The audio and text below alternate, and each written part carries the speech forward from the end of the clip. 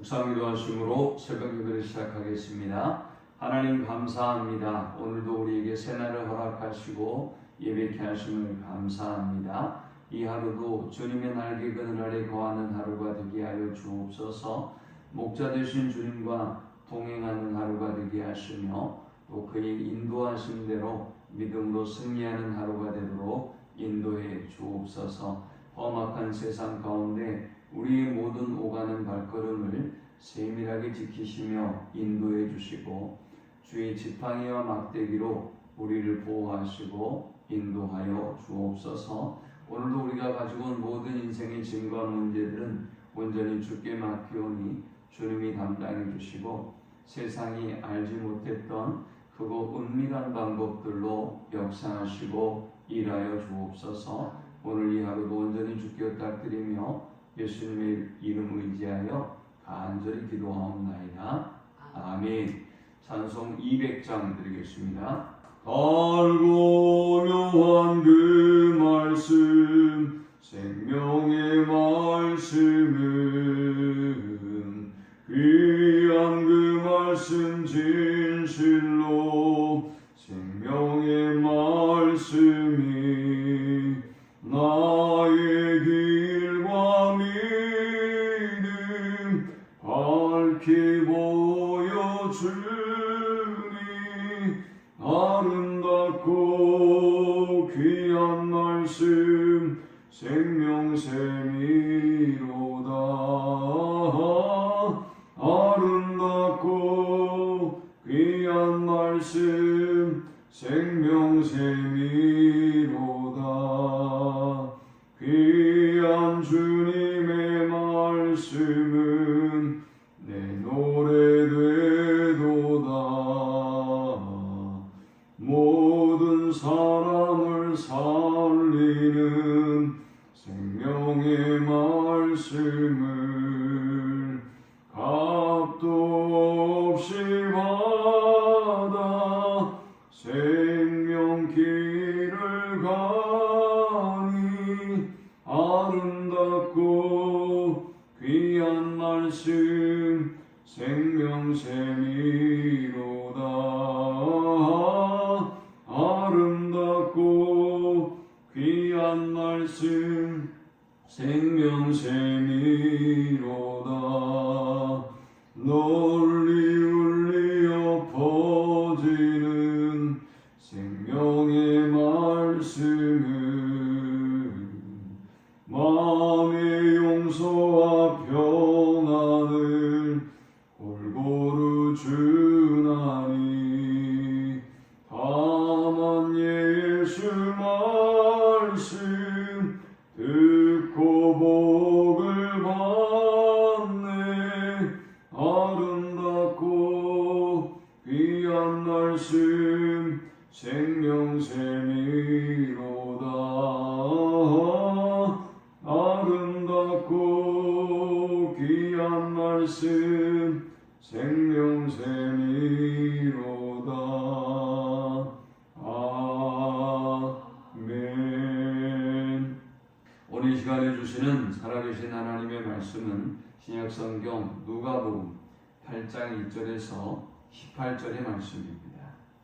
그 후에 예수께서 각 성과 마을에 두루 다니시며 하나님의 나라를 선포하시며 그 복음을 전하실세 12 제자가 함께하였고 또한 악귀를 쫓아내심과 병고침을 받은 어떤 여자들 곧 7 귀신이 나간 자 막달라인이라 하는 마리아와 헤롯의 청지기 구사의 아내 요한나와 수산나와 다른 여러 여자가 함께하여 자기들의 소유로 그들을 섬기다가 각 동네 사람들이 예수께로 나와 큰 무리를 이루니 예수께서 비유로 말씀하시되 씨를 뿌리는 자가 그 씨를 뿌리러 나가서 뿌릴새 더러는 길가에 떨어짐에 밟히며 공중의 새들이 먹어버렸고 더러는 바위 위에 떨어짐에 싹이 났다가 습기가 없어짐으로 말랐고 더러는 가시떨기 속에 떨어짐에 가시가 함께 자라서 기운을 막았고 더러는 좋은 땅에 떨어짐에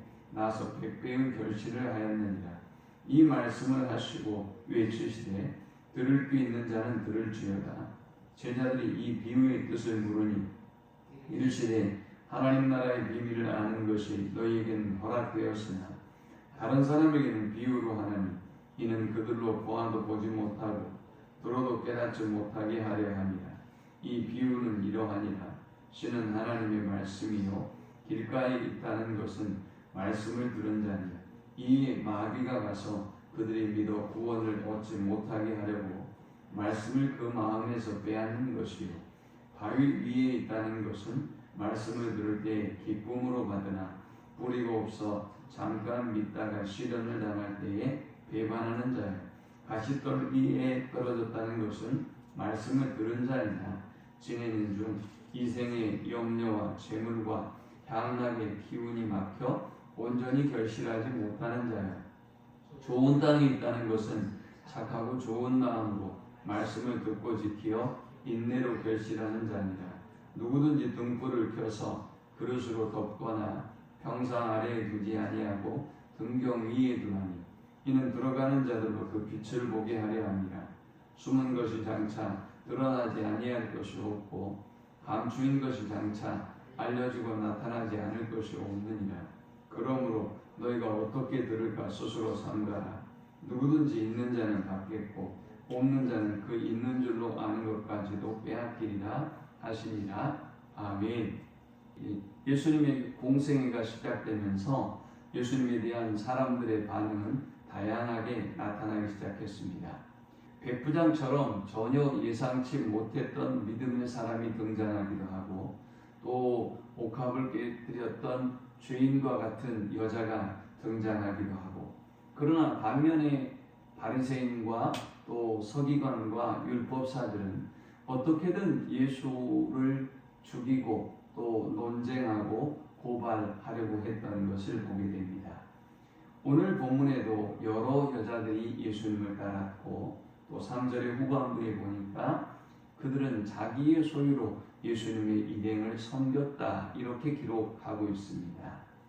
예수님은 이러한 예수님에 대한 그리고 그가 전했던 말씀에 대한 다양한 반응을 보면서 네 가지의 밭의 비유로 우리가 이 하나님의 말씀을 어떻게 받아들여야 되는지 우리가 열매 맺기 위해서는 어떤 심령의 상태를 가지고 또 어떻게 하며 살아가야 되는지를 세 가지로 교훈하고 있습니다. 이 본문을 통해서 우리가 얻을 수 있는 첫 번째 영적 교훈은 뿌려지는 말씀의 씨앗은 같지만 결과는 다르게 나타난다라는 것입니다.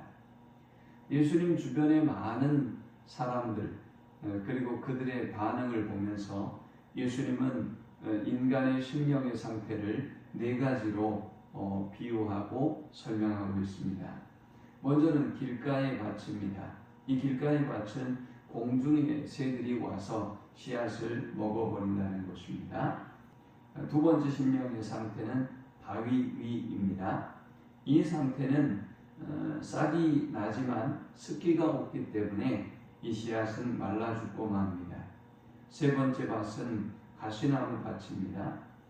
말씀의 씨앗이 싹이 트고 자라나지만 가시도 함께 자라나서 결국은 이 가시 때문에 죽고 만다는 것입니다. 네 번째는 좋은 밭입니다. 이 좋은 밭은 말씀을 듣고 그리고 이 말씀을 지키고 인내해서 열매를 맺는 좋은 심령의 상태를 가진 사람을 비유합니다. 이렇게 하나님의 말씀은 동일하지만 인간의 심령의 상태에 따라서 밭의 상태에 따라서 열매가 그 결과가 크게 다르게 나타나게 되는 것을 보게 됩니다. 자, 그렇다면 그렇게 그 결과가 다르게 나타나는 이유는 과연 무엇일까요? 우리가 이 본문을 통해 얻을 수 있는 두 번째 영적 교훈은 사탄은 말씀이 열매 맺지 못하게 방해한다라는 것을 알 수 있습니다. 우리의 심령의 상태를 이렇게 네 가지의 밭에 네 가지 조건의 밭으로 바꿔버리는 존재가 있는데 바로 마귀라는 것이지요. 마귀가 우리의 심령의 상태를 이렇게 엄청난 차이가 나도록 바꿔 놓는다는 것입니다. 마귀가 도대체 우리의 심령의 상태를 이렇게 바꿔버리는 방법은 과연 무엇일까요?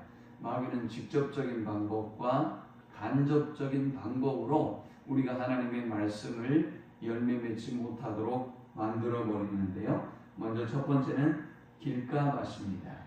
이 길가밭에 씨앗이 뿌려졌을 때는 공중의 새가 와서 이 씨앗을 먹는다고 했습니다. 5절에 이 공중의 새는 마귀를 의미합니다. 이 마귀가 직접적으로 이 씨앗을 빼앗아 가버린다는 것이지요. 두 번째 밭은 바위밭인데 이 바위밭은 습기가 없기 때문에 이 씨앗이 말라 죽고 맙니다. 이 습기가 없다는 것을 13절에는 어떻게 비유하는가 하면 하나님의 말씀을 받지만 뿌리가 약해서 시련과 어려움이 환난이 찾아오면 이 말씀이 이 씨앗이 말라 죽고 만다는 것입니다. 14절의 세 번째 밭은 가시떨기 밭입니다. 이 가시떨기 밭은 가시가 함께 자라난다고 했는데 이 가시는 염려와 또 재물과 향락으로 인하여 우리가 이 믿음을 빼앗겨버리고 말씀을 빼앗겨버리고 열매 맺지 못하게 된다는 것입니다. 마지막 네 번째 밭은 좋은 밭입니다. 이 좋은 밭은 착하고 좋은 마음으로 하나님의 말씀을 받고 그리고 듣고 지켜서 인내하는 밭입니다. 이 네 가지의 밭의 공통점은 말씀을 받는다는 것입니다. 이 네 가지의 밭은 모두 다 하나님의 말씀을 받았습니다. 그러나 동일하게 우리의 마음의 밭에 우리의 심령의 말씀을 받았지만 그 결과는 이렇게 엄청난 차이로 나타나게 됨을 보게 됩니다. 사탄은 이렇게 우리의 심령의 상태를 돌밭으로 만들고 또 길가밭으로 만들고 또 가시밭으로 만들어서 우리로 하여금 하나님의 말씀을 빼앗고 열매 맺지 못하도록 만들어 버립니다. 우리는 이 사실을 기억하면서 하나님의 말씀을 전해야 할 것입니다. 우리가 말씀을 전할 때 모두가 은혜 받고 모두가 회개하고 순종하며 돌아오는 것이 아니라는 사실을 기억하면서 우리는 낙심하지 말고 말씀을 전하는 일에 힘써야 하는 것입니다. 또한 우리의 심령을 사탄이 이렇게 악하고 강팍하고 또 교만한 심령으로 세상의 염려와 근심으로 가득하게 만들어서 우리로 하여금 열매 맺지 못하게 한다는 사실을 또 우리가 기억하며 살아야 하겠습니다. 마지막 세 번째 우리가 이 본문을 통해 얻을 수 있는 영적 교훈은 착하고 좋은 마음으로 하나님의 말씀을 듣고 지키고 인내하라라는 것입니다. 오늘 이 말씀을 하면서 8절에 들을 귀 있는 자는 들을지어다 그랬습니다.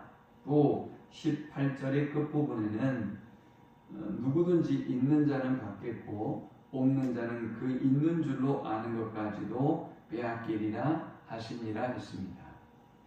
있는 줄로 알고 있는 사람들이 있는데 스스로 있다고 생각하는 사람, 믿음이 있다고 생각하는 사람, 스스로 하나님의 말씀을 잘 알고 있다고 생각하는 사람, 이런 사람들이 위험하다는 것이죠. 그런데 이런 사람들은 있는 것까지도 빼앗기는 그런 비참한 결과를 맞게 된다는 것입니다. 그러나 우리가 착하고 좋은 밭으로 우리의 심령의 상태를 잘 가꾸고 그리고 잘 유지하고 하나님의 말씀을 받으면 이 말씀이 싹이 트고 자라나 열매를 맺는다는 것입니다. 그것도 100배의 열매를 맺는다는 것입니다. 자, 그렇다면 우리가 어떻게 해야 좋은 밭을 유지할 수 있는 것입니까? 15절은 세 가지를 이야기합니다. 착하고 좋은 마음으로 말씀을 들어라 라는 것입니다. 우리가 하나님의 말씀을 들을 때 착하고 좋은 마음으로 말씀을 들어야 열매를 맺는 것입니다. 두 번째는 지켜야 합니다. 듣는 것으로 끝나는 것이 아니라 그 말씀에 순종하고 이 말씀이 길과 진리요 생명임을 믿고 순종하는 삶을 살아야 한다는 것입니다. 세 번째로 인내해야 한다는 것입니다. 하나님의 말씀을 잘 받고 그리고 지켜 순종하며 어떤 시련과 어려움이 와도 어떤 유혹에도 우리가 견디고 인내하면 마침내 열매를 맺게 된다는 것입니다.